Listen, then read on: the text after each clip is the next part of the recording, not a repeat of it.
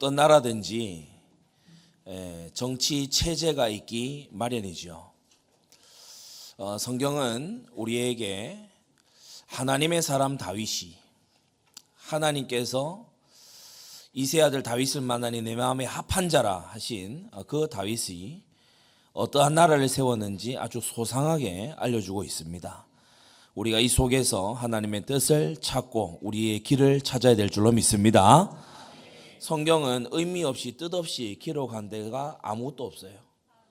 모든 성경이 우리에게 유익한 줄로 믿습니다. 우리가요 성경의 단 한 구절도요 없는 듯이 무시하는 그러한 여러분 되지 말아야 됩니다.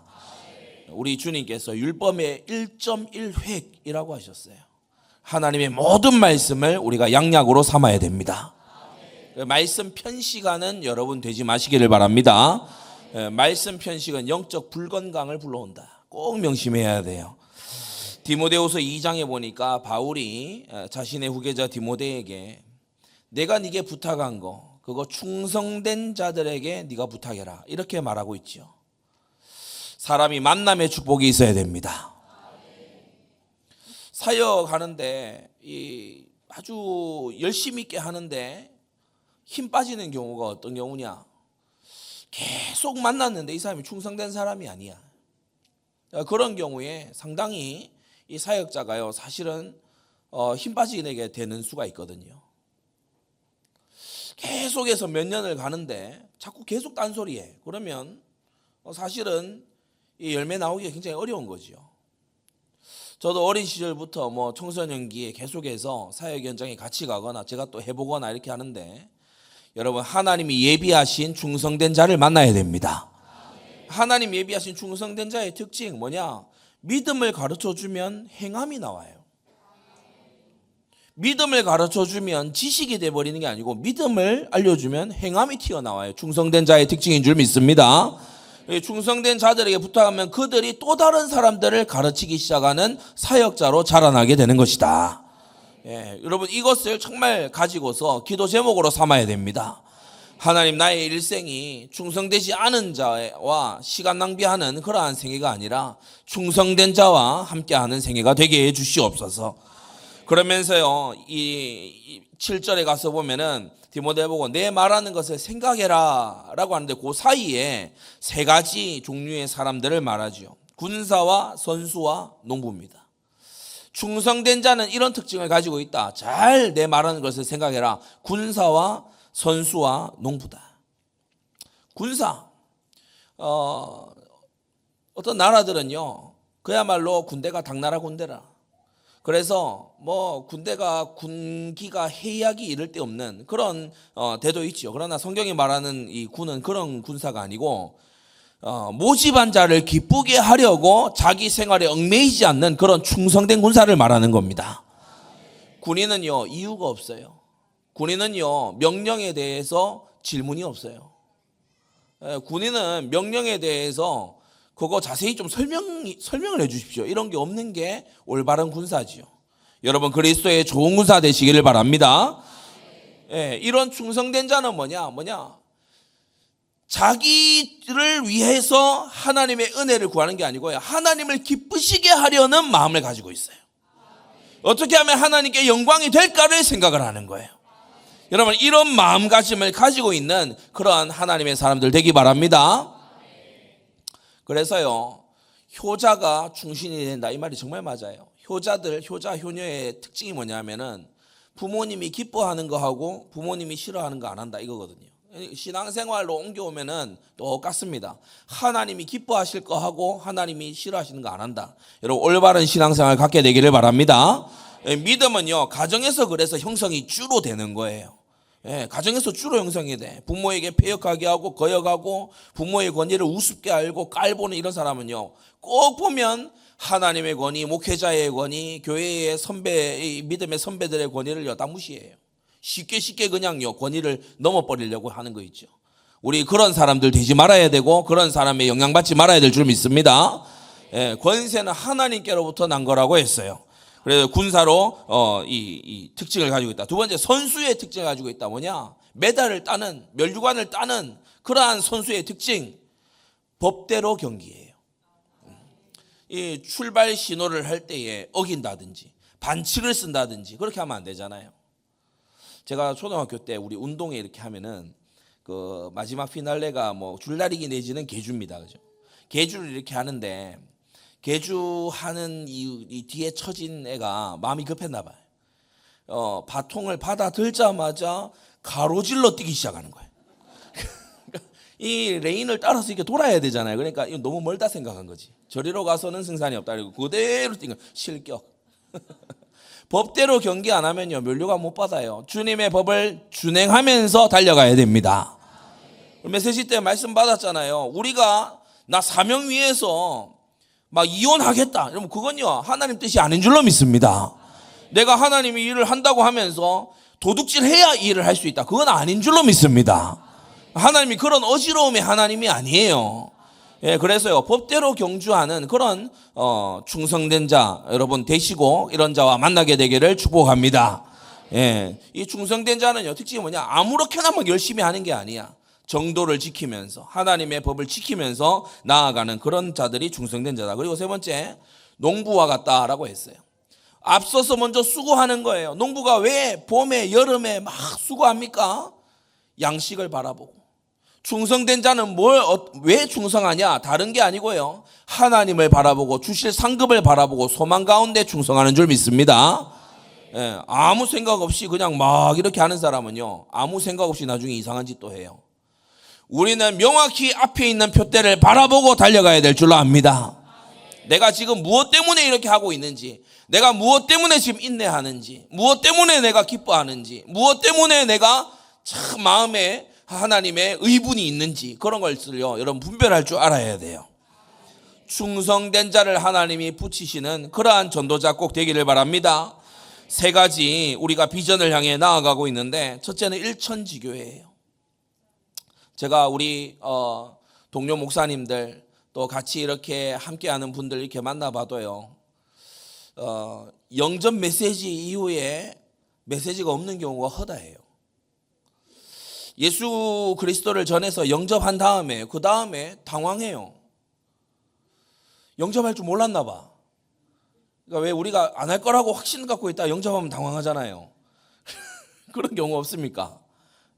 분명히 안 할 것 같은데 담배불 끄면서 하자 그러는 거예요. 그럼 당황합니다. 그렇죠? 당황해. 그 다음에 뭘 해야 될지 모르는 거야. 어떤 경우까지 있냐? 제가 같이 우리 이제 순례전도나 같이 팀을 이뤄서 이렇게 하면요, 이게 전도사님이 이제 또는 부목사님이 옆에 있으니까 마음이 급한 거죠.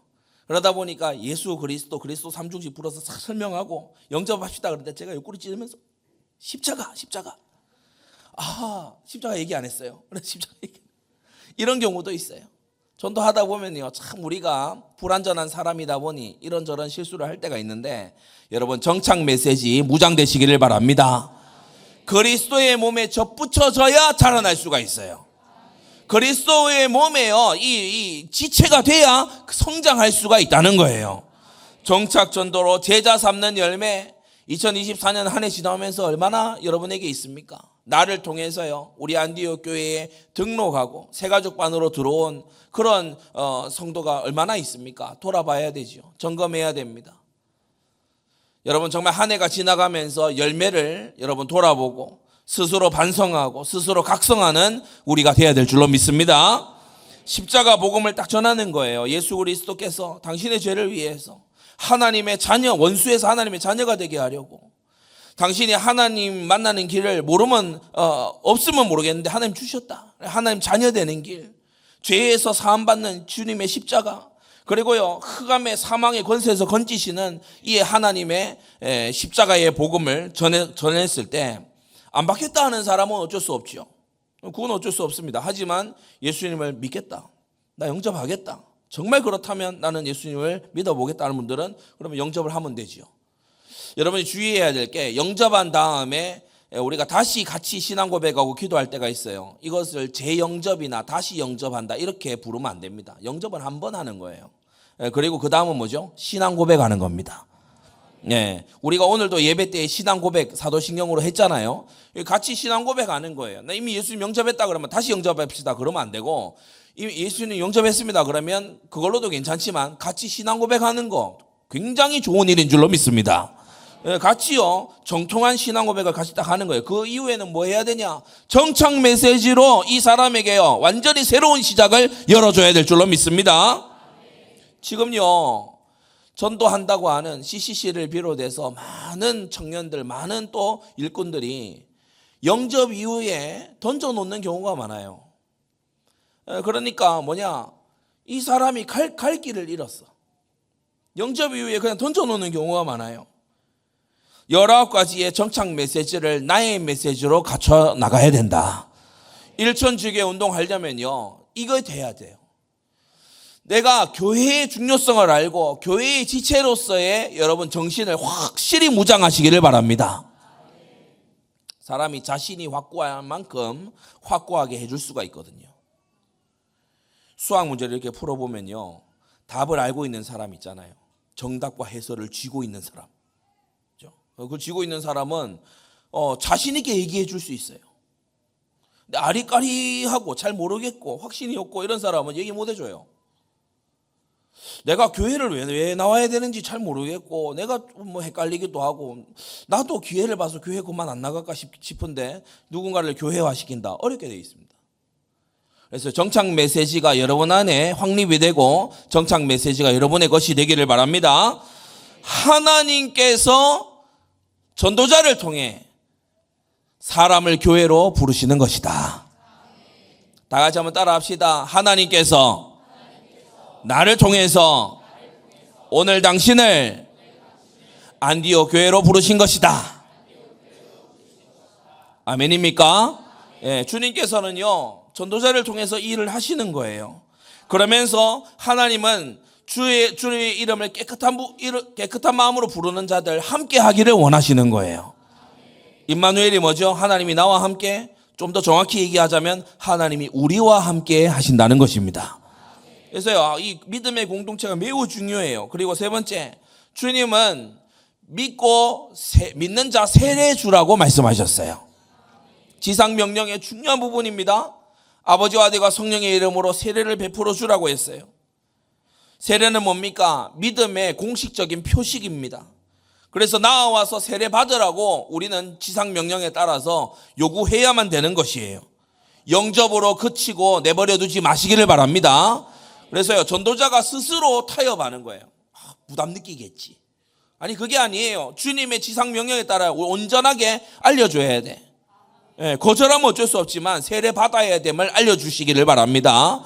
그러면 교회에 나와서 세례 전에요 교리적인 교육을 받고서 이제 문답을 거쳐서 세례를 받게 되는 거죠. 네 번째로 성경 공부를 해서 하나님의 비밀인 그리스도를 알아가야 됩니다. 여러분 그리스도 예수 안에는 하나님의 지혜와 지식의 모든 보화가 감추어져 있다. 예, 성경 66권이요 예수 그리스도가 어떠한 분이신지, 그분의 인격과 사역과 그분의 그림자와 그분의 실제와 그분의 다시 오실 것과 이것을요 총망라해서 알려주고 있는 거예요. 예, 성경을 배워야 되겠죠. 그리고요 성장해 나가야 될 줄로 믿습니다. 새 생명을 얻어서 이제 갓 태어났어요. 이제 영적으로 새 생명 얻었어. 자라가야 되는 거죠. 얼마나 자라갈 일이 많습니까? 그리고요 영원한 세계까지 함께 갈 좋은 친구를 얻어야 될 줄로 믿습니다. 세상에 이런저런 다른 동기를 가지고 만난 친구들은요 참 위험천만한 경우 많아요. 세상 친구들 얼마나 위험합니까? 나를 세상으로 끌고 들어가는 거 있죠. 그런 거 말고 영원한 상급을 쌓게 하는 그런 친구 우리에게 있어야 될 줄로 압니다. 그리고요 봉사하는 삶을 살아가야 된다고, 섬기는 삶을 살아야 된다고 알려줘야 됩니다. 교회의 지체가 되는 것은 성경적이다. 주님이 그것을 원하신다. 그것을 또한 알려줘야 되고요. 그리고 공적인 모임에 참여할 것을 제안해야 된다는 것입니다. 이 모임 속에서 우리가요 연례적으로 또 가지게 되는 게 뭡니까? 주의 상에 참여하는 거죠. 성찬입니다. 주님께서 식탁을 마련했어요. 우리를 거룩한 식사로 초대하시는 거야. 그 식사의 내용이 뭐냐? 주님의 살과 피를 먹고 마시래. 주님과 연합하는 거예요. 그러한 성찬, 기념하는 그러한 성찬에 함께 동참해야 될 줄로 믿습니다.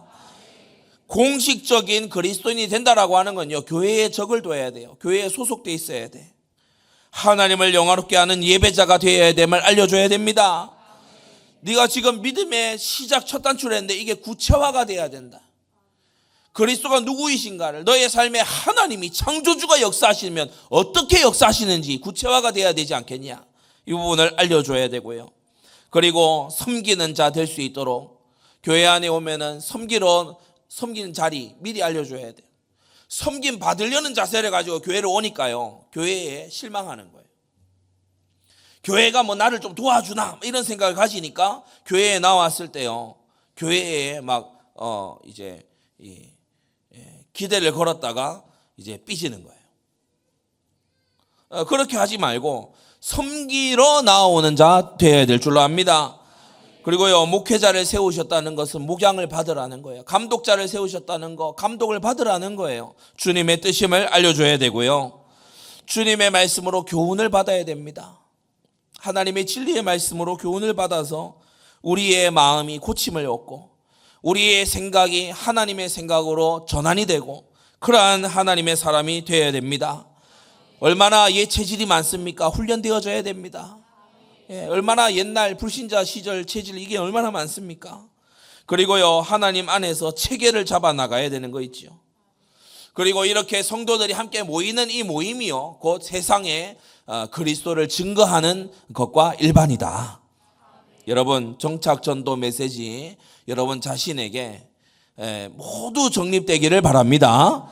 이 중에서요, 여러분이 아주 잘 쓰는 말씀의 날들이 있어야 돼요. 말씀에 아주 검의 날들이 있어야 돼요. 우리 안디옥 교회에 딱 훈련됐다 그러면요, 말씀의 검객들이 되셔야 돼. 그래서 어떻게 하냐, 하나님의 말씀을 가지고서 사람에게 다 알려주고 이 그리스도께로 이끌 수 있는 그러한 여러분이 꼭 되어야 될 줄로 믿습니다. 두 번째, 기독교 국가를 이루어 나가야 돼요. 여러분, 나라에, 사회에 우리와 우리의 후대들이 살아갈 이 터전에요, 여러분, 우상의 땅으로, 타락의 땅으로, 이교도의 땅으로, 인본주의의 땅으로 그대로 놔둘 겁니까? 오늘 본문에 우리가 보게 되는 다윗은요, 다 무너진 나라 넘겨받았어요. 다윗이 헤브론에서 왕위에 올라갈 때 그 상황이 어땠냐? 블레셋이 마음껏 유린하고 마음껏 약탈하던 시절이에요. 왜냐, 사울과 그 왕가가요, 몰살을 당했거든요. 그러니까 이스라엘의 왕이 목이 날아갔으니, 그리고 왕 될 사람들도 다 목 날아갔으니 이스라엘은 그야말로 완전히 목자 잃은 양과 같아. 그러니까 이 블레셋이요, 마음껏 유린하고 마음껏 약탈하고 그런 상황이었어요. 이때에 다윗이 왕이 돼서 헤브론에서 7년간 이제 처음 유다의 왕으로서 시작을 하게 되는데 하나님의 축복이 임하는 거 있죠. 만군의 여호와께서 다윗과 함께 하심으로 그가 점점 강성하여져 갔다라고 했습니다. 근데 그가 강하게 되는, 승전하는, 또 하나님께서 인지와 인물을 붙여주시는 그 힘으로 뭐 했냐? 자기의 왕국을 세운 게 아니고 하나님의 통치하시는 신정 국가를 세워나간 것입니다. 여러분, 우리는 힘이 미약하지만 하나님이 힘 주실 이유를 붙잡고 오늘부터 기도하시기 바랍니다. 오늘부터 하나님께서 기뻐하실 제목을 딱 붙잡고 기도하시기를 바랍니다. 하나님께서요, 기뻐하셔서 다시 한번 돌아보실 그 제목 붙잡고 오늘 딱 기도해야 돼요. 현장에서 행동으로 옮길 거, 예전에 우리 대학생들에게 제가 이걸 얘기한 적이 있습니다. 5가지 캠페인 해야 된다. 우리의 신앙이 교회당 안에만 머물러 있지 말고 길거리든 카페든 어디든 두세 사람이 모이면 함께 기도해라. 길거리도 좋다. 처음이 어려워요. 처음이 어려운데 하다 보면요, 이것이 문화가 되고 습관이 되고 전통이 되고, 여러분, 이 도시 전역이 주님의 이름에 기도하고 찬송하는 곳이 되어야 될 줄 압니다. 그러면서요, 오픈북 캠페인 해라 그랬어요. 시험 때만 오픈북 좋아하면 안 돼. 뭐냐, 성경을 열어야 돼요. 성경을. 저는 중고등학교 시절에요, 성경 펴서 쉬는 시간, 점심시간에 읽기만 하는데 많은 친구들에게 복음 전할 수 있게 됐어요. 왜냐 와서 물어보잖아요. 그게 뭐야? 물어보면요. 네가 물었다? 그리고 이제 말하기 시작하는 거예요. 애들이 궁금해해요. 교회 다니는 애들은 많아. 하지만 학교에 성경책 들고 오는 애는 나밖에 없어. 그래서 이 성경 읽고 그래서 성경에 대해서 말해주고 그 복음 전하는 거죠. 여러분 우리가 어디에서든지 성경을 읽고 복음을 전하기에 합당한 준비가 되어야 됩니다. 어느 날은 지하철을 탔는데 제가 지하철 성경을 이제 그 대학생 때입니다. 읽고 있는데 뭐 교회 권사님들인 것 같아요. 한 3분 정도가 저를 둘러싸더니 아이고 청년 요즘 이런 청년이 있다고. 그래서 잘 읽어 나가던 성경 못 읽었어요. 아이고 이래가지고 지하철 빌런인가 이렇게 생각하다가 그만큼 희귀해요. 딴짓합니다. 스마트폰만 계속 만지작거립니다. 물론 그걸로 성경을 볼 수도 있습니다만은 여러분 성경책 가지고 다니면서 정말 하나님의 말씀을 곳곳에서 틈틈이 읽게 되기를 바랍니다. 도시 전역에 우리 안디옥교회 성도들로 인해서요 이 길동 전역에 곳곳에 성경 펴놓고 읽는 그런 사람들이 즐비해져야 돼요. 여러분 이게 나라를 변화시키는 아주 작은 시작입니다. 그리고요 절기 캠페인이 있어야 됩니다. 성탄절은 원래 교회 가는 것이다.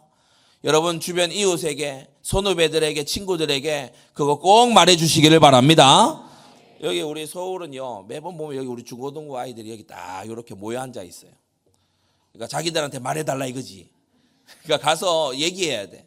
성탄절은 원래 교회에 가는 거다. 대예배 시간이거든. 원래 이런 거 잘 안 하는데 여기 앉은 친구들만 다 크게 한번 따라해요. 성탄절은 목소리 이래가 안 된다. 성탄절은 원래 교회 가는 거야. 예, 맞아요. 아멘입니까?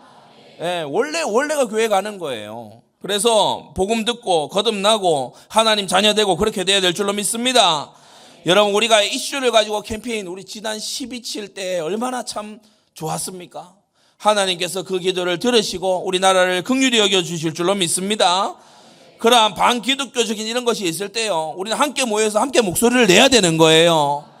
성경에 위배되는 교회를 핍박하는 교회와 가정을 허물어뜨리는 그런 거 하지 말라고 목소리를 내야 되는 겁니다. 가만히 앉아서 가정과 후대를 빼앗길 수는 없는 거 아닙니까? 그러면서요 가이사 캠페인을 해야 돼요. 전 예전에 대학생 때 몇 번 얘기 드린 적이 있습니다만은 대선 후보로 나오는 분을 그 전에 사석에서 만난 적이 있어요. 식사 자리였어요. 그때 물어봤어요. 대선 나올 거냐고. 한창 대선 나온다 막 이런 기사들이 나오길래 대선 나오냐. 안 나온대. 자기는 절대 생각 없대. 그 다음 주 되니까 대선 나온다고 하더만. 못 믿어. 아니나 다를까 복음을 말했는데 복음 안 받아요. 근데 어쨌든 듣기는 들었어요. 저를 통해서 그분이 복음을 듣긴 들었어요. 대선 후보로 나왔던 분이에요. 여러분 바울이 보면 어떻게 합니까? 아주 빨래터의 아낙네들 또 이제 길거리 이런 사람들에게도 복음을 전하지만은 사도행전 후반부는 총독, 왕 그리고 나아가서 황제에게까지 이렇게 복음을 전하는 걸 볼 수 있죠. 여러분 우리는 이 거룩한 나라의 비전을 가지고 사회 지도자들에게도 복음을 담대하게 전해야 될 줄로 압니다. 우리 장로님들, 우리 권사님들요, 진짜 이 지역의 행정관들에게 여러분 복음 전하게 되시기를 바랍니다. 사도행전 26장에 이 일은 한편 구석에서 행한 것이 아니로소이다. 아그리빠 왕이여 선지자를 믿으시나이까? 믿으시는 줄 아나이다. 저 바울 이 표현 참 좋아해요. 선지자 믿으십니까? 믿는 줄 알겠습니다. 그리고 진행하는 거예요. 그 성경 알죠? 성경 아는 줄 알고 하면서 그러니까 아그리빠가 끼어들 틈이 없어요. 보세요. 선지자를 믿으시나이까? 믿으시는 줄 알고요. 선지자가 뭐라고 했냐면 이렇게 바울이 아그리빠 왕에게요. 너 꼭 한번 들어야 된다. 중간에 도망칠 생각하지 말고 지금 그래 사도행전 보면요. 왕에게 총독에게 바울이 지금 내가 잡혀가고 막 환란 속에 있고 막 우울하고 그게 아닙니다. 기회다. 주님께서 나를 이 사람들 앞에 세우시는 것은 절호의 기회다. 여러분 복음 전할 기회로 알고 승리하게 되기를 바랍니다. 그래서 우리는 세 번째 우리 세대 세계복음화로 나아가는 거예요. 우리가 무슨 세계복음화를 하냐? 세상 기독교인들이 서구를 비롯해서 자유진영의 이 기독교인들이 죄다 그런 생각을 해서 지금 10년 넘게 41.9%에서 전진하지를 않고 있어요. 여러분, 우리 이 앉은 자리에서도 지구 반대편을 전도하고 사역할 수 있는 시대를 하나님이 주셨습니다. 여러분, 우리가요 정말 깨어서 24 선교 시스템 세워나가야 될 줄로 믿습니다. 이제는요 세계가 예전에는 지구촌 이 말을 했거든요. 지금은 세계가 그냥 한 마을이에요. 한 마을. 그래서 우리가 진짜 이러한 때에 선교 못하고 이러한 때에 제자 못 삼다 여러분, 말이 안 되는 거예요. 하나님께서 이렇게까지 우리에게 많은 것을 주셨는데 우리가 충성되게 살아야 될 줄로 믿습니다. NGO도 우리가 세웠잖아요. 지속적으로 선교하기 위해서, 창의적으로 선교하기 위해서. 어떻게 해야 닫혀있는 문에 들어가겠냐? 창의적으로 해야 들어가는 거죠. 그렇게 하기 위해서. 로마서 15장 28절에 보면 이 열매를 저희에게 확증한 후에 너희에게를 지나 서바나로 가리라 라고 했어요. 유대 기독인들이 유대인이냐 헬라인이냐 이런 거 가지고 서로 다투고 있을 때 바울은요 당시의 땅끝인 스페인 서바나까지 나는 복음 들고 가겠다는 거예요. 여러분, 이 거룩한 비전에 우리 짧은 한 일평생에 하나님의 눈에 발견되어야 될 줄로 믿습니다. 그래서 여러분요 인생 알고 보면 짧습니다. 길지 않아요. 감정 낭비하고 이리저리 헤매고 다니기에는 인생이 너무 짧지 않습니까? 주님 소원에 우리가 방향 맞춰서 주님의 뜻을 이루는 생애 꼭 사시기를 바랍니다. 자, 그러면 오늘 두 번째 비전에 관한 부분이에요. 사울 왕과 수많은 이방의 왕들, 이 땅 한반도의 역사 속의 왕들도 저마다 자기 나라 세웠어요. 지금 국회에서 저기 여의도에서 왜 저 난리 하는지 아십니까? 자기네들 나라로 만들겠다는 거예요. 그거예요. 여든 야든 누구든 간에요 자기네들이 이거 하겠다는 거예요. 그게 인류 역사 아닙니까? 근데요 다윗 왕은 지금 자기가 어떻게 하겠다 이게 아니에요. 여호와 하나님이 다스리시는 나라를 세우겠다는 거예요. 여러분, 이 거룩한 비전에 우리 성도님들 후대들 눈뜨게 되기를 바랍니다. 하나님의 말씀이 다스려야 되지 않느냐. 죄로 가득 찬 마음들이 모여가지고 대중이 권력을 이뤄가지고 말이지. 그게 민주주의잖아요. 그러니까요 얼마나 역사 속에서 과오를 많이 저지른지 몰라요. 하나님하고 따로 하나님 말씀하고 따로 간다고. 그때 이스라엘에 왕이 없으므로 사람마다 자기 소견에 옳은 대로 행하였더라. 우리 그 속에서 자라나고 그 속에 영향받고 거기에 교육된 사람들이거든. 하나님의 말씀으로 완전히 사고가 뜯어 고쳐져야 됩니다. 하나님 말씀이 다스리는 나라가 돼야 된다. 주님의 말씀이 통치하는 나라가 돼야 된다. 의식이 완전히 개혁이 돼야 돼요. 일천지교회의 이 사람들이 의식 개혁이 다 일어나게 되면 기독교 국가 삽시간에 이룰 수가 있는 것이다. 그래서 이 다윗은 믿고 행동했어요. 사무엘의 꿈이 다윗에게는 현실이 됐어요. 놀라운 일입니다. 구약에서 하나님이 제일 좋아하신 인물, 어떻게 보면 아브라함보다도 더욱더 좋아하신 인물 다윗이거든요. 다윗이 어물 많아요. 다윗이요 끔찍한 죄를 저지를 때도 있어요. 근데 하나님이 다윗 안 버려요. 왜냐? 다윗의 마음에 하나님이 너무 좋아하시는 게 있거든. 그러니까 하나님께서요 징계로 치고 쳐서라도 다윗은 데리고 가셔. 여러분, 이러한 사람 되시기를 바랍니다. 하나님의 관리 속에 있는 사람, 하나님의 관심 속에 있는 사람, 우리 그런 사람들 돼야 돼요. 다윗이 추구한 나라는요 통치 원리가 있어요. 통치의 철학이 있다고. 율법과 선지자가 다스리는 나라입니다. 다윗이 부족하지만요 보면은 지난번 그 후궁들 유폐시킬 때 여러분 보셨죠? 압살롬과 이 간음한 그 후궁 10명 유폐시킬 때 다윗이 공연히 그렇게 한 게 아니고 레위기와 신명기에 나온 그 규례를 따라가는 그 모습 여러분 보셨지 않습니까? 또 다시 한번 상기시켜 드리면 후궁 10명마다 백이 다 있어요. 배경 다 있다고. 그러니까 밧세바의 할아버지인 아히도벨이 완전히 열받아 가지고 압살롬하고 같이 반역하고 이랬잖아요. 근데 지금 그냥 밧세바 한 명 정도가 아니고 후궁 10명이라니까요. 그리고 자기가 민심을 더 잃어버릴 수도 있어요. 그런데 하나님 말씀 규례 따라가는 거예요.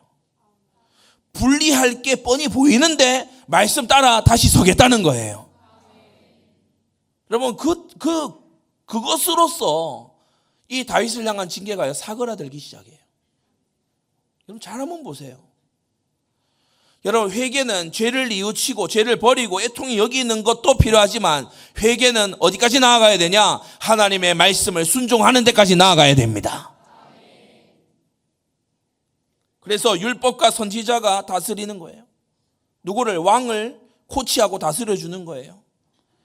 다윗의 평생에 사무엘과 나단과 갓 선지자가요, 다윗에게 와서 가르쳐주고 이끌어주고 때로는 책망하고요, 때로는 경고하고요. 다윗이 왕 아닙니까? 그야말로 주변 열국을 제패한 왕 아닙니까? 그런데 선지자의 말이다 그러면요 납작 엎드려요. 말씀의 종이다 이러면요 확 엎드리는 거예요. 여러분 이러한 나라 세워가야 될 줄로 압니다. 이러한 나라가요 정말 세워져 가야 돼요. 그러면서 통치자는 다윗인데 이 다윗도 기름 부음 받은 왕이죠. 거룩한 왕입니다. 언약 국왕입니다. 백성들과도 언약 관계가 있고 하나님께도 언약을 받은 그러한 언약 국왕이 다스리는, 여러분 우리에게도 다윗 같은 하나님의 백성을 사랑하고 하나님의 법을 사랑하는 그러한 통치자가 세워져야 되지 않겠습니까? 그래서 오늘 5가지 통치 구조를 보는데, 지금 우리가 읽은 20장 사무엘하 20장 23절에서 26절에는 간략하게 표현을 해뒀어요. 근데 역대상 26장부터 28장까지는 여기저기에 자세한 부분들이 있어요. 근데 그냥 읽어서는 여러분 머릿속에 잘 안 들어올 것을 제가 좀 정리를 해봤습니다. 여러분이 한번 머릿속에 이 다윗의 신정국가가 쫙 정리되고 우리가 결국에 나아갈 그 비전에 오늘 청사진이 확고하게 확립되기를 바랍니다. 첫 번째 지파예요. 이 지파는 야곱의 12아들로부터 시작된 것으로 하나님께서 아주 오래전부터 주신, 출애굽 이전부터 주신 그 하나님의 이 조직 체계입니다. 하나님의 통치 체계예요. 다윗이 이걸요 온전히 살려나가는 걸 볼 수 있어요. 때때로 우리가 무언가를 한다 그러면요 이전에 했던 좋은 것들도 싸그리 다 막 치워버린 경우 있는데 그렇게 하는 거 좋지 않습니다. 그렇게 하는 거 맞지 않아요. 지파마다 관장을 세우는데 우리식으로 표현하자면 지역장이 선 거죠. 그래서 13관장을 세웠어요. 13관장. 그 지파의 유사와 두령이 기존에 있습니다. 그런데 그것을 보다 더 잘하기 위해서 관장을 따로 세웠어요. 이 관장을 역대상 27장에 보면 세웠는데 특이한 것은 각과 아셀 지파는 여기서 제외됩니다. 왜냐? 이들은 자기에게 분배된 현장을, 자기에게 분배된 지역을 정복 못했어요. 이들은 소극적이었어요. 이들은 주변 다른 지파한테 도움이나 청하고 있고 자기에게 주어진 구역, 자기에게 주어진 지역, 거기에 대해서요 정복하려는 시도조차 하지 않아요. 이번 주에 우리 지구역장 세미나 있는데 여러분 내게 맡겨주신, 줄로 지어주신 구역에 책임감을 갖게 되기를 바랍니다. 책임감을 가져야 돼요. 저는 우리 북대구 교회 지금 말씀 듣고 있겠지만은 참 좋아합니다. 지교회들 다 좋아하지만 북대구 교회 참 좋아하는 이유가 뭐냐면 그 주변에 이슬람 그 사원, 아마 기사 보신 분들 알 겁니다. 북구 대연동 거기에 들어온다고 했을 때 우리 그 북대구 지교회 중직자들과 성도들이 난리가 났어요. 그냥 들어오나 보다 이럴 수도 있는데 아니, 난리가 났어요. 기도하고 그리고 연락을 계속 해와요. 어떻게 해야 되겠습니까? 우리 현장에 나가서 이거를 정말 이 지역에 있는 교회들과 함께 이걸 막아야 되는데 어떻게 해야 되겠습니까? 그래서 제가요 보고 제대로 하고 있구나. 근데 어떤 구역은 보면요 그 구역에 술집, 카바레, 우상 막 서는데요 구역장이 동태눈하고 와 있어. 그래가지고 이제 주로 빈정상한 거 있잖아요. 나를 왜 빼냐 그리고 막 힘들다 정말 그렇게 하면요 갓과 아셀 지파 됩니다. 관장 못 세워요. 그렇게 되면 갓과 아셀 지파가 그런 식이었어.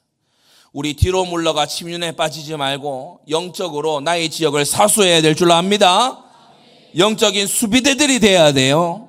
그래서요, 악한 것이 자리 잡지 못하도록 해야 될 줄로 압니다. 레위와 아론의 이 관장을 별도로 뒀어요. 왜냐? 아론은 제사장의 가문이잖아요. 관장을 별도로 둬가지고 이 아론의 가문, 제사장의 가문을 도울 수 있도록 제사장의 가문을 별도로 함께 집합격으로 승격을 시켜서 특별 관리를 한 걸 볼 수 있고요.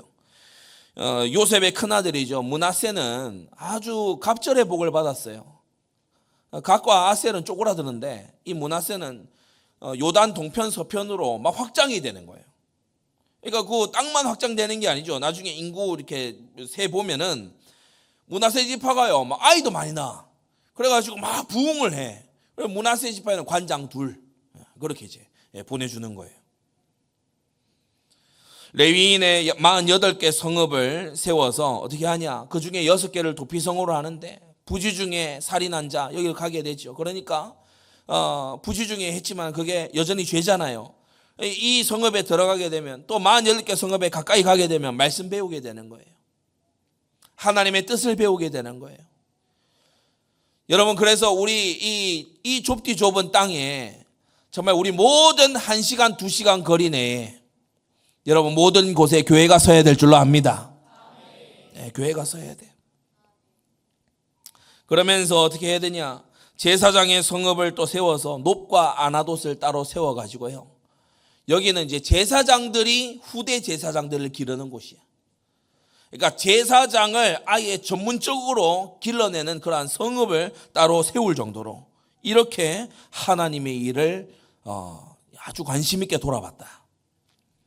이 지파들마다 계수를 해보니 157만 명 이상의 대군을 형성할 수 있게 됐어요. 이스라엘의 110만, 유다의 47만. 근데 이제 요압 장군이 다윗이 인구조사하는 것을 안 좋아해서 요압이 이 레위와 베냐민은 계수하지 않았죠. 그러니까 레위와 베냐민을 빼고도 157만 명이라는 거예요. 이 정도로 하나님께서 융성하게 일어나게 하셨어요.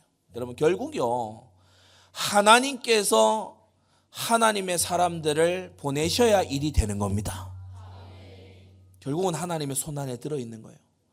사람이 나고 죽는 거, 사람이 마음이 변화받는 거, 사람이 성장하는 거, 사람이 병에서 풀려나는 거, 사람이 새 힘을 얻는 거, 하나님 손 안에 다 들어있어요. 하나님 경외하시기를 바랍니다. 하나님께 구하시기 바랍니다. 제가 17세기 스코틀랜드에 이 언약도들 연구하잖아요. 그걸로 논문 썼잖아요. 그야말로 천재들의 시대예요. 저는 그 사무엘 러더포드의 렉스 법과 국왕 그 이제 책을 이제 주로 해서 연구를 해 들어갔는데, 인터넷 없던 시절입니다. 뭐 책을 마음껏 볼 수 있는 도서관 이런 거 주변에 없었어요. 근데 어떻게 이런 대작이 나왔나? 뭐 인용한 것만 엄청나게 인용. 그러니까 이게 머릿속에 다 들어있다는 거잖아요. 그러니까 그 정도의 그 한 사람만이 아닙니다. 그야말로 하늘나라 인재들을 쏟아부은 그러한 시대인데, 우리 안디옥 교회 성도 여러분, 특히 젊은 부부들 여러분, 기도하고 정말 하나님께 매달리시기를 바랍니다. 하늘나라 천재들의 시대를 열어 주시옵소서. 이거 우리 기도 제목으로 잡아야 돼요. 157만 예비군이 형성이 돼 있어요. 그러니까 이웃 나라가 어떻게 해볼 수가 없는 거죠. 아니, 어떻게 그 길보아 전투에서 왕하고 왕자들 목 다 날아간 나라가 어떻게 이렇게 됐나? 하나님이 역사하시니까, 하나님이 부어주시니까. 전 미국에 이렇게 있을 때에도요, 남부에 뭐 행정 서류 이런 거 떼러 가면요, 몇 시간을 잡는 게 아니에요. 며칠을 잡아야 돼요. 그래서 막 뭐 기다리고 있어요. 기다리는 사람들도요, 그냥 하염없이 기다려요. 그리고 자기들이 뭐 서류 하나 이렇게 가져와서 빨리 줄고, 우리가 한국 같으면 빨리빨리 막 할 거 아닙니까? 근데 막 갖고 오면서요, 막 이걸 휘날리면서 하면서 막 웃어요. 그리고 막 흑인 이제 그분들이 흥이 많아 또. 막 하면서요, 막 웃어요. 막 종이를 휘날리면서 막 웃어요. 그리고 기다리는 사람도 멀뚱하게 기다리고 있어요. 그 사람한테 이제 죽어서요, 뒤에 기다린 사람들한테 오늘 문 닫으니까 내일 오래. 근데 이 사람들이 또 신기한 게 아무 불만 없이 알았다. 그리고 제가 돌아 나오면서요, 이 나라가 어떻게 강대국이 됐지? 근데 아주 핵심적인 부분에서는 따라올 수 없는 인재들이 하고 있는 거예요. 우리나라요, 막 빠릅니다. 막 합니다. 그리고요, 막 얼마나 막 각자 막 똑똑이들 많은지 몰라요. 근데 보면은 그 모든 순간들이 살얼음판이야. 계속 눈치 봐야 돼. 어떻게 우리가 이 위치 선정도 이렇게 기가 막히게 했는지, 그죠? 나라가 위치 선정이 이게 되게 사면초가예요. 하나님이 힘 주시면 정복하게 되고, 하나님이 힘 빼시면 정복 당하는 게 인생입니다. 하나님을 경외하세요. 157만 대군이 일어났다니까요. 어디서 다 여기 왔습니까? 하나님이 부어주시니까 오지. 그러면서 두 번째, 국방을 봅시다. 온 군대의 장관이 요압이에요. 신기한 것은 이 요압은요, 수완이 뛰어나고 실력이 출중한 자이지만 항명하는 자지요. 월권하는 자지요. 훗날에 반역하지 않습니까? 아도니아의 난에 가담하잖아요. 솔로몬에 의해서 제거돼요. 근데 희한한 것은 두 번째, 그 휘하에 활약했던 37인의 용사들이요, 요압의 길을 따라가는 자가 없어요. 이게 참 신기한 일입니다. 여러분, 사람에게 여러분이 실망하고 사람에게 여러분 현혹되고 그러지 말고 하나님을 항상 경외하시기 바랍니다. 이 37인의 용사들 중에는 길로 사람 아히도벨의 아들 엘리암이 있었고요, 또 뒤에 가보면 햇사람 우리아도 있습니다. 아히도벨이 다윗에게 그렇게 할 정도면 그 아들도 같이 동조해야 맞잖아요. 그런데 아버지 아히도벨은 반역하는데 아들 엘리암은 반역 안 해요. 충성된 용사인 거 있죠. 본토 친척 아비집을 떠난 믿음을 우리 여기서 본다. 그러면서 햇사람 우리아가 얼마나 충성됩니까? 근데 또한 이 우리아를요, 얼마나 다윗이 교묘하게 죽였습니까? 나머지 36인의 용사가 흔들렸냐? 전혀 안 흔들려요. 기름 부음에, 언약을 맺은 것에, 맹세를 맺은 것에 여전히 충성된 거 있죠. 여러분, 우리가 이렇게 발자취를 남기고 가야 됩니다. 다윗의 범죄와 징계당하는 걸 봤어요. 다윗 가문이 허물 많은 것을 이 사람들이 누구보다 잘 알아요. 연이은 반란이 터지잖아요. 압살롬의 난, 세바의 난 터지잖아요. 또 뒤이어 기근도 찾아오지요. 대장군 요압이 반역에 가담하잖아요. 그런데 이 37인이 보면 흔들림이 없어요. 37인은요, 지금 다윗이 이렇다 저렇다를 넘어서 다윗과 우리가 맺은 언약을 생각하고 있는 거예요.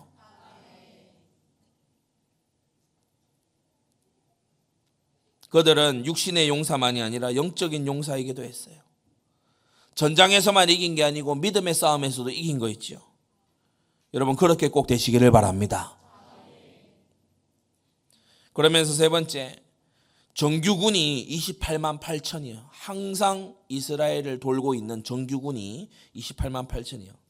각 대마다 2만 4천 명이 1년에 한 달씩 교대로 예루살렘을 들어와서 근무를 섭니다. 그리고 가죠. 예루살렘 들어와서 훈련도 받고 정신으로 무장도 하고, 예루살렘은 또 누가 많습니까? 제사장들이 또 많잖아요. 그러니까 거기에서 또 사역도 받고 이렇게 하면서 2만 4천의 정규군이요, 신앙으로 실력으로 다 무장이 되는 거예요. 돌아가면서 계속 그게 되는 거예요. 세 번째, 왕실입니다. 이 왕실에 근위 대장이 있었는데 여호야다의 아들 브나야입니다. 솔로몬 치세 초기까지 굉장히 활약했던 인물이지요. 여호야다가 누구죠? 제사장. 제사장 여호야다의 아들이 경호대장, 근위대장이 됐어요. 브나야가 나중에 보면은 솔로몬이 반역자를 처단할 때 브나야가 가서 일 다 합니다. 왕실 재산을 또 맡은 자들이 있었죠.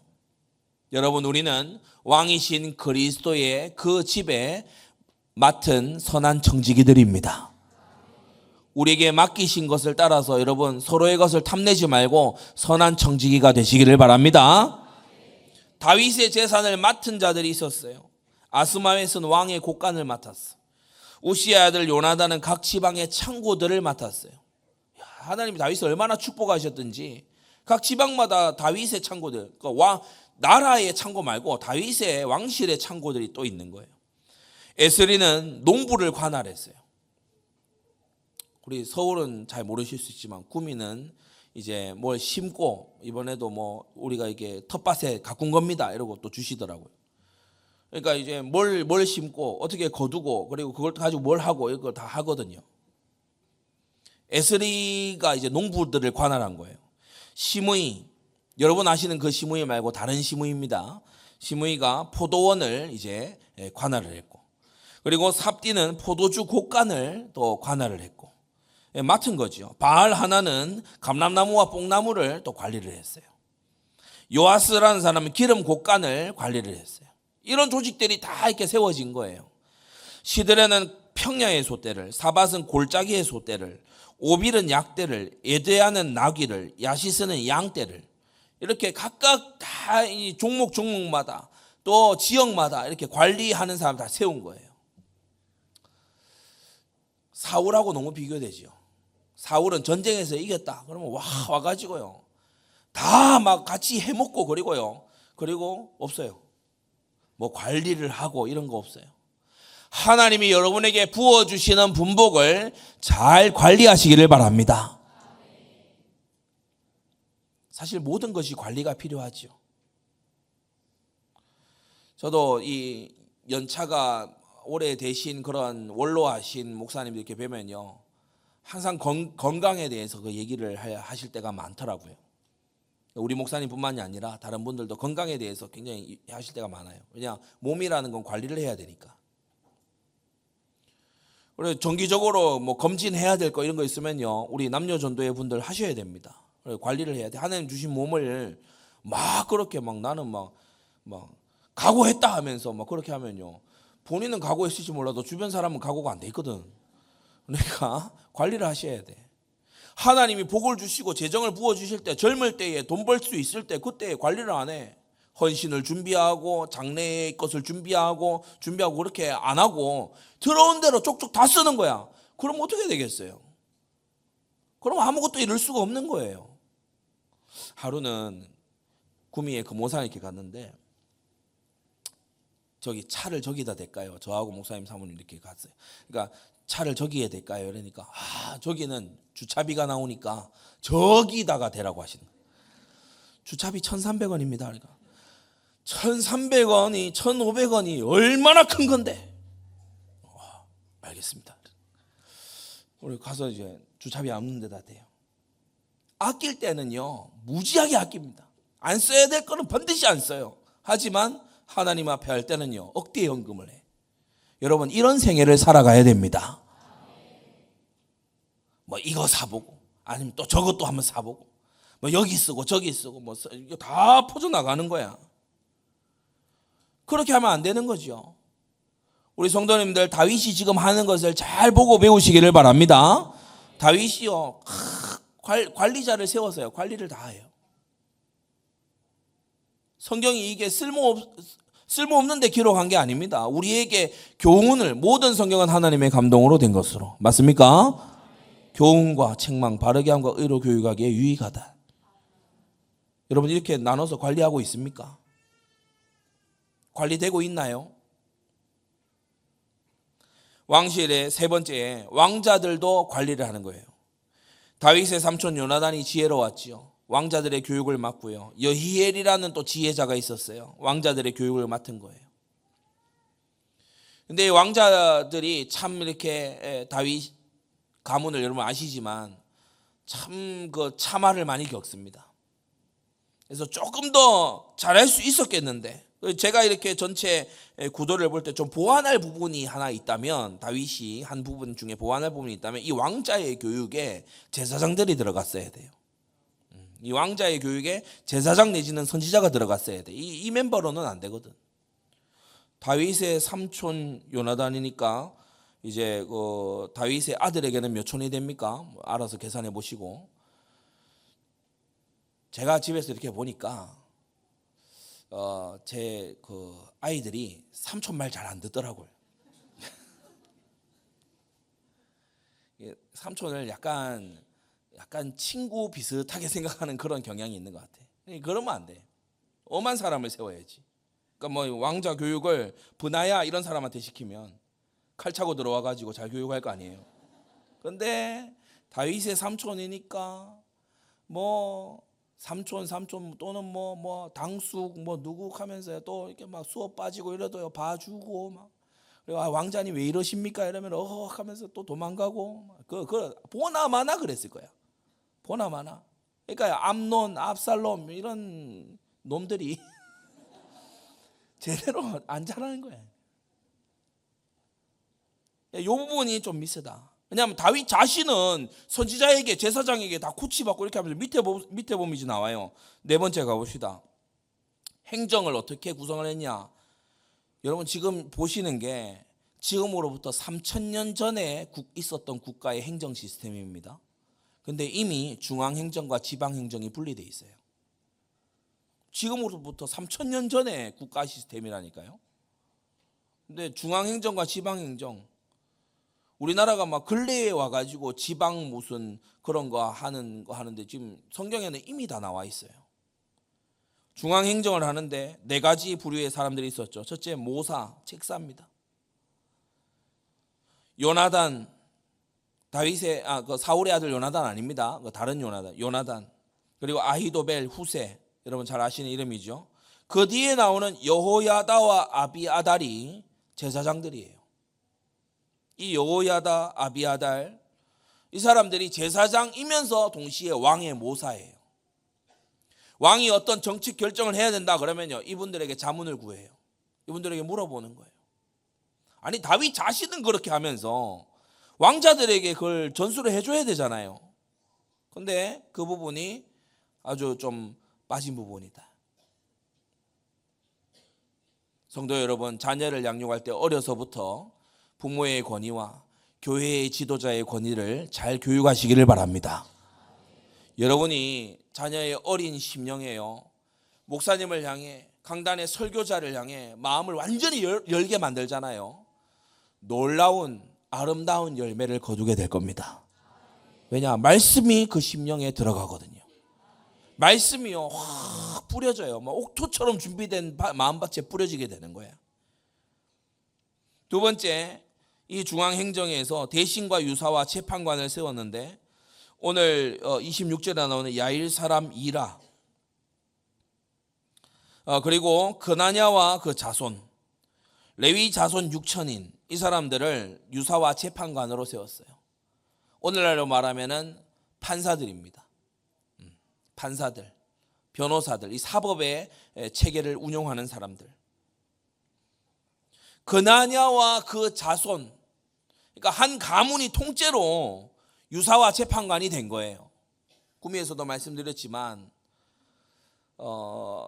가문이 대대로 무언가를 계속하잖아요. 그러면 엄청난 사람이 나중에 튀어나옵니다. 엄청난 그 자질을 갖춘 사람이 나중에 튀어나와요. 할아버지, 아버지, 아들, 손자 다 같은 어떤 일에 다 같은 곳에서 만약에 직장이 그들이 일하는 일터가 똑같다 그러면요 퇴근이 없어요. 여러분 제가 그렇습니다. 저는 아침 먹을 때도 교회 얘기, 자기 전에도 교회 얘기, 차를 타도 교회 얘기. 근데 우리 부교육자분들 예를 들어 우리 사원봉사님은 안 그러실 거야. 부모님 만나면 다른 얘기 하게 되잖아요. 그렇죠? 그렇지 않습니까? 근데 저는 형제들을 만나도 교회 얘기. 지금 그나냐와 자손은 온 가문이 통째로 왕의 유사예요. 그러니까 퇴근이 없는 삶. 유사인데 어떤 유사냐? 24유사. 레위 자손 6천인은 뭡니까? 제사장의 코치를 받아서 백성들을 재판을 하는 거죠. 그리고 서기관 스라야와 요나단과 스마야, 이들이 이제 비서들입니다. 그리고 사관, 기록해야 되지 않습니까? 여호사밧을 사관으로 뒀어요. 지방행정에 가도 제가 조금 전에 말씀드린 이 부분이 아주 깊게 서려 있습니다. 헤브론 자손에게 지방의 종교 행정을 다 맡겼어요. 그러니까 이 헤브론 자손들도 역시나 퇴근이 없어요. 뭐 일할 때도 그 일을 같이 늘 하지만 집에 가도 그 일 얘기를 안 할 수가 없는 거야. 역대상 26장 30절에는 이스라엘을 주관하여 여호와의 모든 일과 왕을 섬기는 직임을 맡았으며 라고 했어요. 종교와 행정이 하나가 되는 거예요. 흡사 뭐와 같으냐? 지교회가 행정의 역할을 하는 것과 동일해요.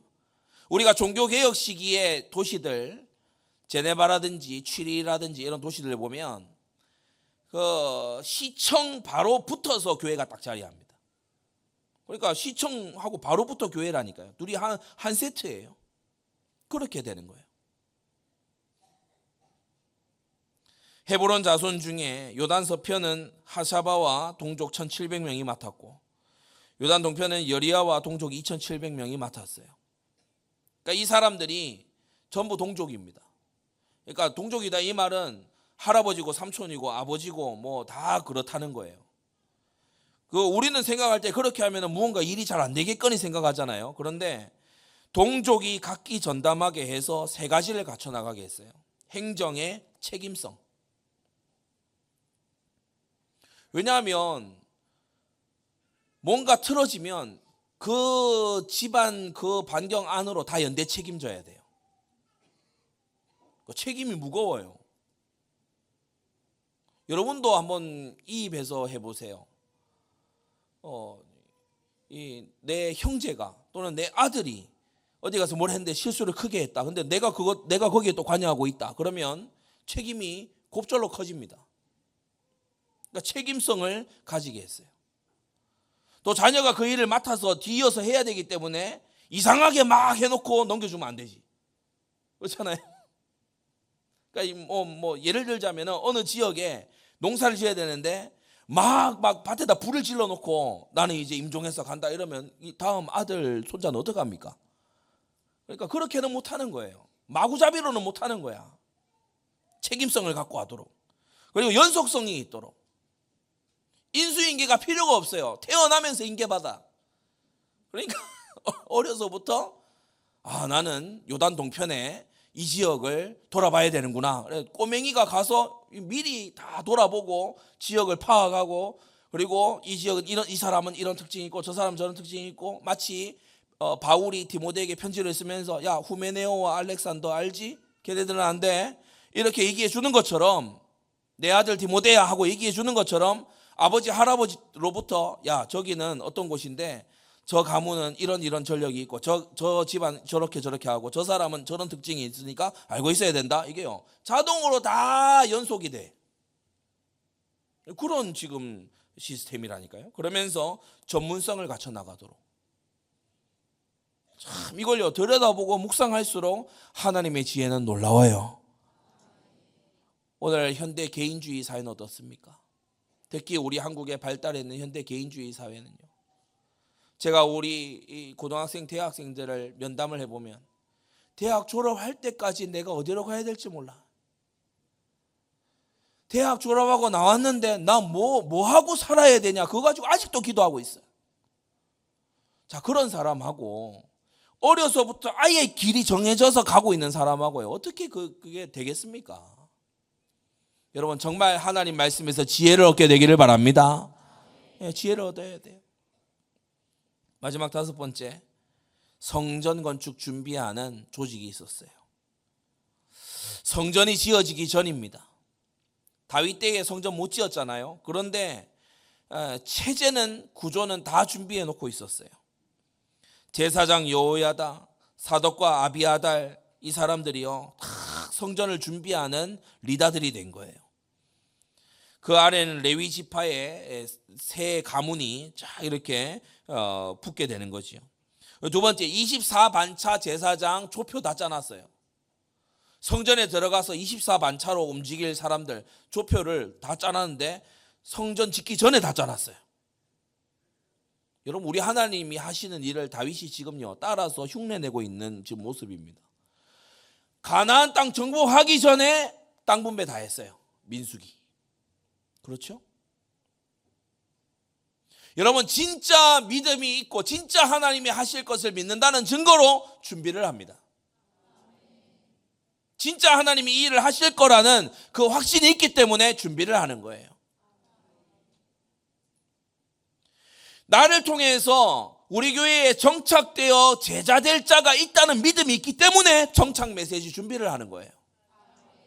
충성된 자를 만나게 하실 거라는 믿음이 있기 때문에 충성된 자에게 줄 메시지를 준비를 하는 거예요.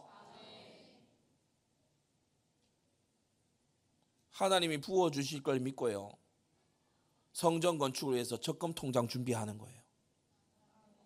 전 지난번에 적금 통장 그거 깨서 하나님 앞에 드렸잖아요. 한번 말씀드린 적 있죠. 은행 직원이 왜 그렇게 묻겠습니까? 적금 깨는 거 처음 보나 봐요. 막 이렇게 교회가 어느 교회냐 그러고 뭐 전화번호 알려달라고 그러고 막 그러더라고요. 너무 월권인 것 같아. 은행에 돈을 맡겼지 내가 허락받으러 간 게 아닌데. 준비하시기를 바랍니다. 믿음이 있는 사람은 준비를 해요. 유명한 일화 있잖아요. 비 오게 해달라고 엄청 기도했는데 어린아이 하나만 우산 들고 나가더라는 유명한 일화가 있잖아. 기도하고 안 믿는 거야. 기도한 내용대로 안 들어주실 줄을 확신을 해. 여러분, 그런 불신앙, 깊은 불신앙 버리게 되기를 바랍니다. 그래서요 24반차 제사장 준비했어요. 그리고 찬양 대장들이 준비됐어요. 아삽과 헤만과 여두둔입니다. 특히 아삽은 많은 찬송시를 작곡을 했고, 여러분이 시편 속에서 아삽의 시를 많이 만날 수 있죠. 그 대부분의 시가 언제 다 지어졌냐? 다윗과 함께 할 때 이 아삽이 시를 다 지었거든요. 성전 지어지기 전입니다. 그리고 네 번째, 문지기를 준비했어요. 성전 짓기 전인데 문지기 할 사람들 다 짜놓은 거예요. 고라와 무라리 자손이 할 수 있도록. 그리고 다섯 번째, 성물 곡간도 준비를 했어요. 레위 사람 아이야, 모세의 자손 스부엘, 오랜만에 모세 이름 만났죠. 그 자손 스부엘이 또 영광스러운 직분에 나와왔어요. 슬로목과 그 형제들 성물 곡간 지기가 된 거예요. 그래서 아직 지금 성물 제작 전인데 곡간부터 준비를 한 거야. 그래서 금대접, 은대접 막 이런 것들이 있지 않습니까? 그것을 갖다 넣어둘 수 있는 곡간부터 준비를 한 거야. 그리고 건축 준비에 이 조직을 꾸리는데 총 책임은 솔로몬이고, 보물을 수납하는 담당은 여히엘이에요. 이 재정 담당을 말하는 거죠. 그리고 감독관, 수만 명의 사람들이 움직이지 않습니까? 근데 그들을 감독하는 감독관으로 오늘도 등장하는 이 아도니람을 다 이렇게 세웠어요. 그래서 만반의 준비를 다하는 이 다윗을 볼 수 있습니다. 성도 여러분, 우리나라도 통일의 시대를 준비해야 됩니다. 교회가 통일의 시대를 준비해야 됩니다. 지금 우리가 보고 있는 것과 비교 안 되게 혼란스러울 수 있어요. 또 여러 가지로 치안이 불안정할 수도 있어요. 그러한 때에 우리가 제대로 된 일을 감당할 수 있도록 여러분 준비하고, 훈련 받으라고 할 때 훈련되고, 여러분이 주님의 정예 군사들로 꼭 연단되시기를 바랍니다. 결론입니다. 만왕의 왕께서 쓰시는 왕이 이 다윗이에요. 얼마나 영광된 생애를 살았습니까?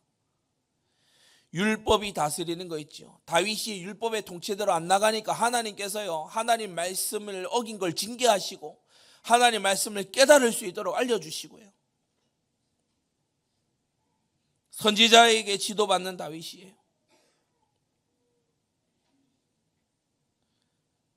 그러면서 용사들과 책사들의 시대고, 하나님 보내신 인물들이죠. 레위인들의 시대이기도 했습니다.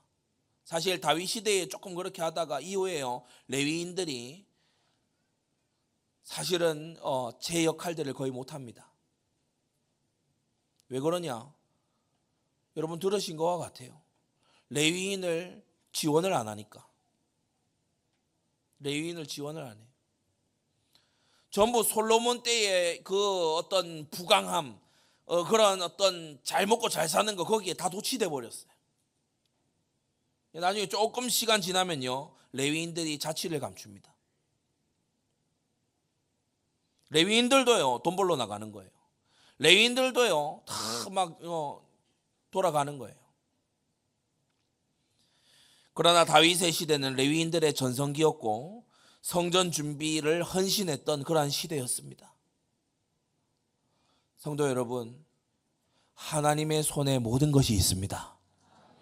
우리가 하나님께 부요하면요, 하나님께로부터 많은 은혜를 덧입게 돼요. 많이 뿌린 자 많이 거두게 된다. 저는 우리 성도님들이 정말 하늘 경제를 이해하는 여러분 되기를 바랍니다. 제가 예전에 한번 그 얘기한 적이 있죠. 나는 비루하고 남루하게 살기 싫어서 난 헌금 많이 한다고. 하나님께 믿음의 고백으로 그렇게 합니다. 여러분에게 지금 뭐 어떻게 하라는 게 아니고 제가 그렇게 한다고요. 저는 하나님 저는 어릴 적에 너무 춥고 너무 가난하고 그게 있었기 때문에 저는 그렇게 하기 싫습니다. 집에 들어가기 싫은 걸. 여러분 개척 때 이런 당회장 목사님만 겪은 일이 아니에요. 저는 어릴 때 집에 들어가기 싫었다니까. 집에 들어가면 텐트 또 쳐야 돼요. 고드름 또 얼고. 이거 뭐 하는 겁니까 그게. 그러니까요 1월인데 밖에 볕에 앉아 있는 거예요. 집이 너무 추워. 너무 막 애리는 것 같고 너무 추워요. 교회가 좋을 때도 있고 교회가 너무 어려울 때도 있어요. 참 희한한 사람들을 많이 보는 경우도 있거든요. 하나님께요 지금도 기도합니다. 하나님 정말 하나님이 주셔도 넘어지지 않을 수 있는 믿음도 같이 주시고, 하나님 가능하면 너무 힘든 과정으로 들어가지 않도록 주님 도와달라고 기도해요. 저는 우리 성도님들도 그와 같기를 바랍니다. 여러분 자신에게 빠르고 자신에게 풍요로운 게 그게 지혜로운 것 같죠? 그렇지 않습니다. 겨울에 농부가요 봄이 왔을 때 뿌릴 그 나머지 씨앗마저 다 먹어치우면요 다음 연도는 굶어야 돼요. 미련하다고 말하죠. 그런데 지금 많은 성도들이 그렇게 살아요. 11조 도둑질하고, 그리고요 나아가서 뭐하냐, 하나님께 인색하게 이를 데 없어요. 그래가지고 어디 가서 사기나 퉁퉁 맞는 거야. 그런 걸 볼 때요 제가 얼마나 안타까운지 몰라요. 얼마나 마음에 그게요 참 이 슬픔인지 몰라요. 다윗이 도망자로 시작해서 300조를 헌금하는 왕 중의 왕이 됐어요. 그게 성경입니다. 하나님 손안에 다 있습니다. 하나님 손안에 다 있어요. 하나님이 주고자 하는 자에게 줘요. 하나님이 안 줘야 되겠다 싶으니까 안 주는 거고, 하나님 손안에 다 있음을 믿습니까? 하나님이 주권자이고 주관자이심을 여러분 믿습니까? 다윗은요 그걸 체험한 사람이에요. 그걸 맛본 사람이에요. 참 하나님께서요 우리에게 증거로 보여주시는 거 있죠. 우리가 나누어 맡은 일에, 적은 일에 충성된 우리가 먼저 되어야 될 줄로 믿습니다. 위에 나왔던 아스마왑부터 해서 그 명단에 있는 사람들, 그 사람들의 모습이 옛날 다윗의 모습이에요. 어릴 때 목동 다윗의 모습이. 아버지의 양 때 하나로도 안 잃어버리려고 물맷돌 막 던져가면서 애쓰던 소년 다윗의 모습이에요. 이 사람들이 그 시간을 지나가고 있는 거예요. 지극히 적은 것에 충성된 자, 많은 것으로 맡기시는 공의의 하나님. 여러분 작은 일에 충성돼 보세요. 교회에서 청소구역 이렇게 하잖아요. 그 대충 대강하고 그냥 덮고 지나고 그러지 말고 거기서부터 마음을 담아서 해보세요. 하나님의 눈에 발견되는 여러분 꼭 되시기를 바랍니다. 여러분에게 만나게 하시는 한 사람 만남이 있을 거예요. 정착 메시지를 제대로 해서요 정말 마음을 담아 해보세요. 하나님이 적은 데 충성된 자 많은 것으로 맡겨주시는 하나님이십니다. 기도하겠습니다. 거룩하신 아버지 하나님, 신정국과 다윗 왕국의 체계를 오늘 보면서 우리의 마음에 교훈을 얻습니다. 우리가 민주주의 사회에 또 아버지 자유롭다고 일컫는 그러한 사회에 살아가면서 우리가 하나님께서 제시하시는 거룩한 나라의 모습과 많이 멀어져 있는 걸 봅니다. 하나님, 주님의 통치가 임하는 나라 되는 일에 우리를 사용하여 주시옵소서. 우리를 충성되게 하여 주셔서 하나님의 눈에 발견되는 주님의 백성들 되게 하여 주시옵소서. 하나님, 세 가지 비전이 그저 구호가 아니라 우리의 실제가 되게 하여 주시옵시고, 우리가 이 비전을 이루는 일에 아버지 변화를 받고 자라가고 성장하는 우리가 될 수 있도록 역사하여 주시옵소서. 하나님 아버지, 우리 사랑하는 성도들의 가정에 주여 중직자의 가정에 중직자가 끊임없이 일어나게 하여 주시옵시고, 아버지 교역자의 가정에 교역자가 끊임없이 일어나게 하여 주시옵시고, 제자들의 가정에 제자들이 끊임없이 일어나게 하여 주시옵시고, 구역장 지역장의 가정에 또 구역장 지역장 될 인재와 인물들이 계속해서 일어날 수 있도록 역사하여 주시옵소서. 이 나라 이 민족에 하나님을 경외하는 다윗 같은 통치자가 일어나도록 밤낮으로 기도하는 우리들이 될 수 있도록 역사하여 주시옵소서. 예수님의 이름으로 기도드리옵나이다. 아멘.